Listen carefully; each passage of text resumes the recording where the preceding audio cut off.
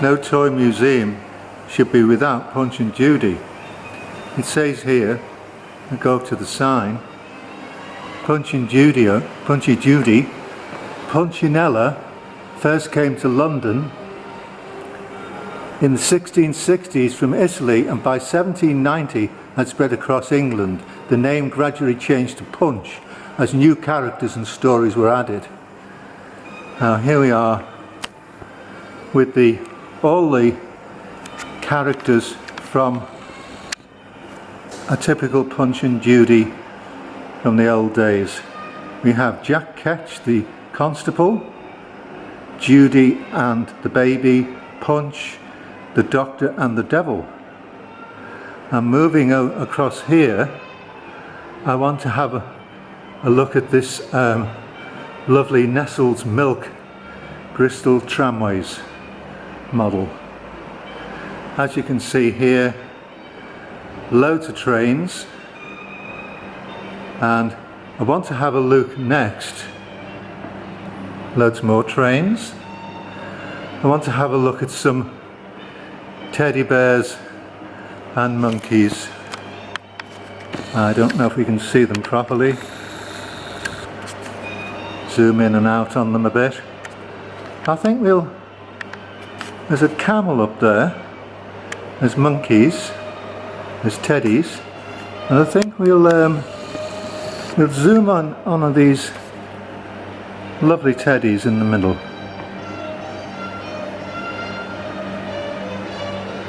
And there's tomcats and also all various animals here. Nice dogs. There's a bit too much all flung together in this museum. It's a bit overwhelming. All these toys all together, it's hard to concentrate on one thing at a time. Well, there we are. I've concentrated on a few there anyway. That's the best we can do.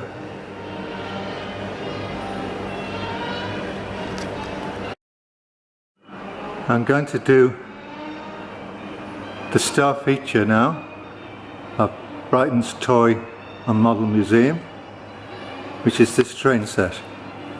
And to get it going, you have to press button A. Oh, there we are. There's the train moving now, and the train will come back in a minute around the other side. But there are two parts to this, so the train has a long way to go. Lots of buildings, as you can see. It's quite a wonderful train set, this one. Maybe the best train set you'll see in your lifetime. Is the train going to appear? I don't know. Let's have another look at these wonderful buildings and trams. Here's the train. Here it comes. It took its time, didn't it? Coming round the bend now. It's coming in front of us. Isn't that wonderful? Goes straight through onto the bridge, and there's another part to this. If we go down here carefully, this is the other side to this, and as you can see in the background, you've got the man on the hill, the chalk man. So this gives you some countryside, but they're keeping it all in period. As you can see, there's some old buses here. So there's old trams the other side and old buses this side.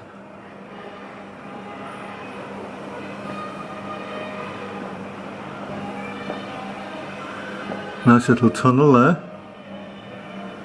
It's absolutely wonderful, isn't it? Now we'll go back and we'll start the train again.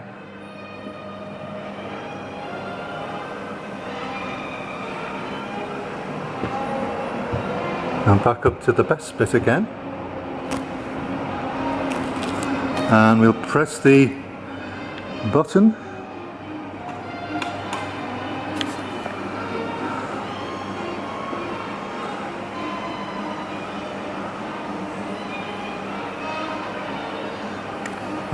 Oh, I pressed the wrong one. Oh, that button. Oh, there we are. The train's moving now. Oh, it's going under there. So, here it comes, I see. It's coming down the other side. This is a huge train set. Bit difficult to film because it's so big.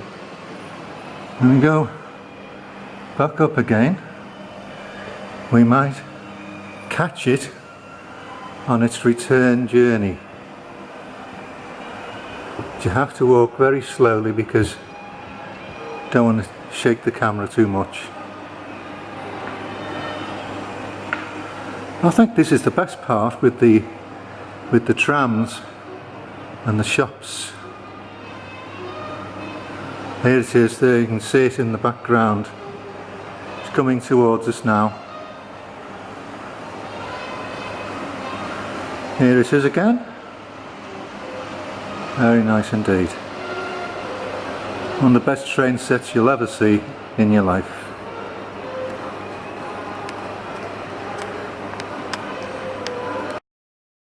I'm just starting this video of the Brighton Toy and Model Museum.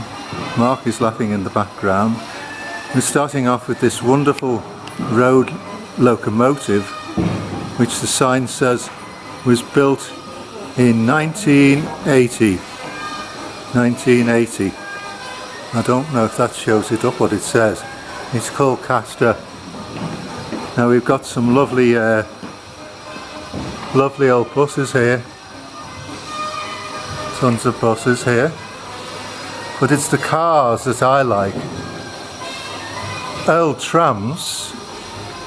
And behind the trams is the Royal Pavilion, a model of the Royal Pavilion. It's closer to these lovely old trams here. Trams and buses. Delightful models they are. We'll come back a bit and we'll have a look at these old cars. This is my favourite type of thing. I'll get right down to these. A few nice ones there. Move slowly along them. Get a bit closer to these here. These old vehicles. Lovely models these. Fantastic they are. Late Victorian era I think. And now a fine old train. This is... what is that train now? Is it the Jenny Lind? Behind this train is a picture called the Erecting Shop. A few nice pictures there. And I'll just go back to have a look. We've got this Pullman here. So there's a beautiful selection of things in the entrance hall. Just stop the video and we'll go inside.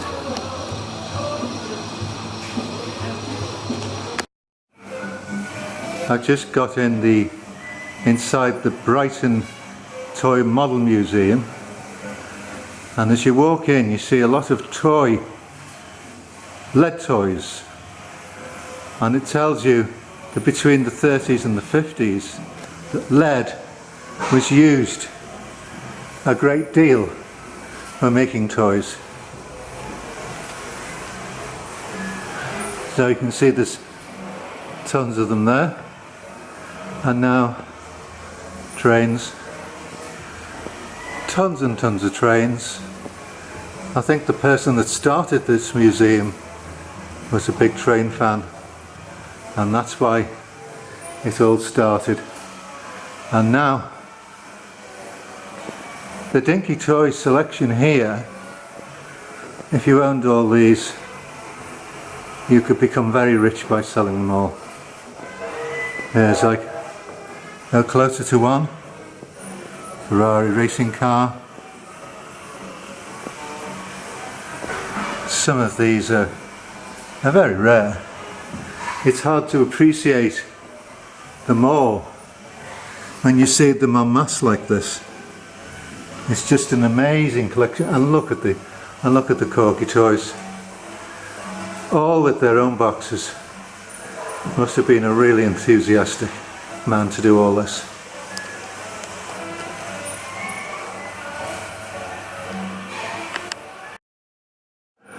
This is one of the most important corners of the Brighton Toy and Model Museum, because we're now about to look at some marvellous dolls and puppets.